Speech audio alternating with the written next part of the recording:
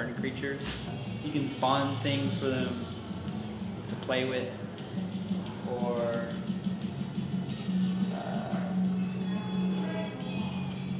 turn on and off little things for them to play with. Balloons sort of somewhat match the windows.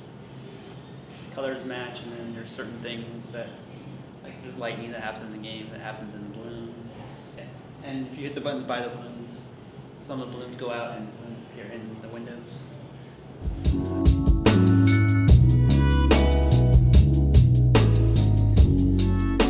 I'm Sam Morris, and I did the weird windows over here. I was working with Ableton and Touch Designer. So Touch Designer and Ableton collaborated recently, and they came up with this new interface such that you can send data about your Ableton sets to Touch Designer and vice versa. Touch Designer can send all sorts of information back to Ableton. So I started playing with this idea, and I found some local artists who let me use their songs, and I plugged those into an Ableton set, and I just started pumping data over to Touch Designer and generating these scenes. I also have a Kinect for the Touch Designer component, and you can do all sorts of interesting things with a Kinect. Hi, my name's Leonard Wedderburg, and I did one of the projects for these balloons that are floating above my head.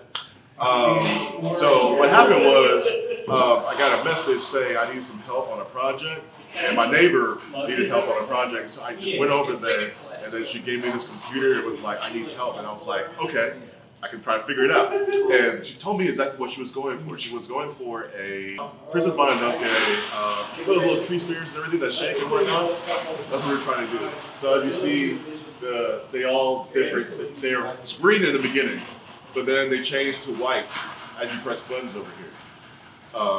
So that's pretty much what it's creating. It's just a very calm, peaceful experience just by pressing the buttons and having them actually change color. There's sound to it as well, but it's very, very low. It actually got better because it used to be holy moly, really bad. But now it's just, like you said, better.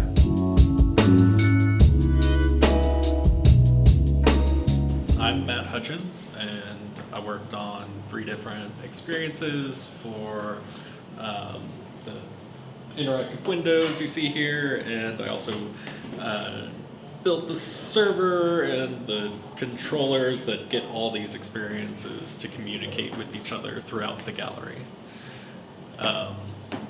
So I made 3 experiences. One of them is called TI-83D, where on one side these 3-dimensional shapes are being generated based off of mathematical formulas, and the controllers that you can interact with change the different values in that mathematical formula, so you can kind of see the different shapes you can create. Another one is On the Way, which is this experience here, which is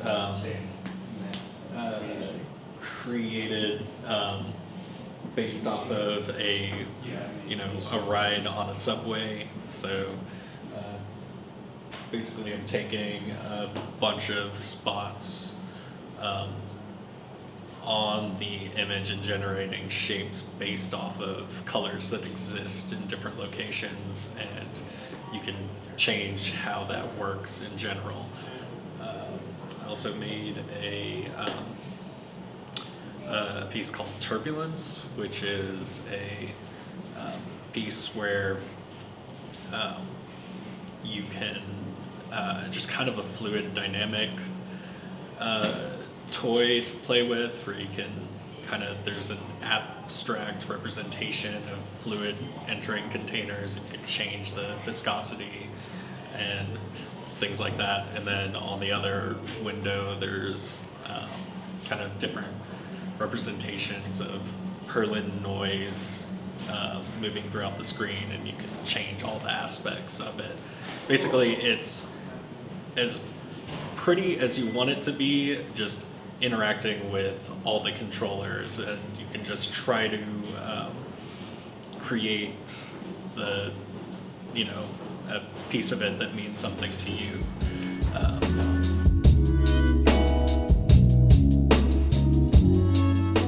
Hello, my name is Adam Schroeder. I make stuff under the name R25th, and I've made quite a few things.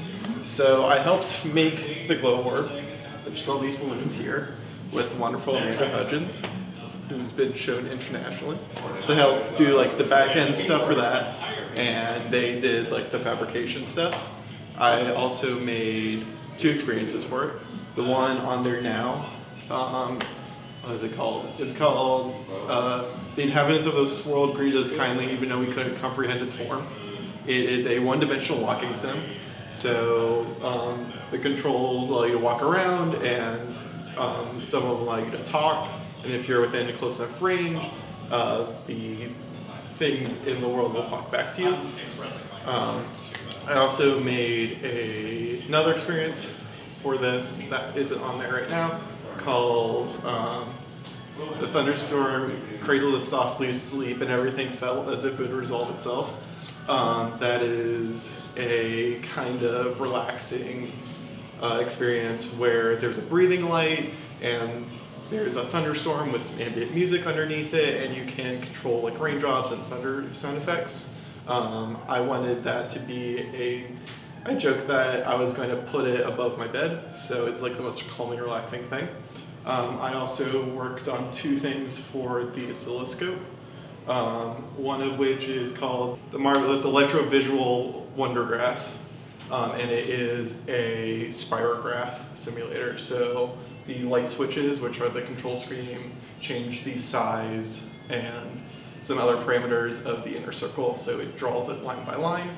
It's very pretty and nice looking. And then the last one I made for the oscilloscope is called Game 16. It is a Pong clone. One of the very first games ever made was made for oscilloscope, called Tennis for Two, and I felt like I should probably do something kind of like that because we have an oscilloscope already. So that's one of the few competitive games here at the show. Hey guys, I am Zachary Hunt. I'm a freelance 2D artist out of Lexington, Kentucky.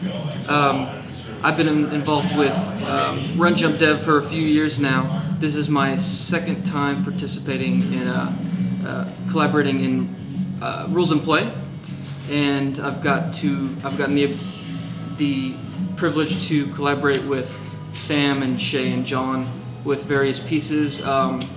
So I have jumped into learning pixel art for the piece back here that you can see right here with some of these effects and music. And I worked on a firefly scene that takes place somewhere in space on another planet. Space fireflies. They have another name though that you can find on the website.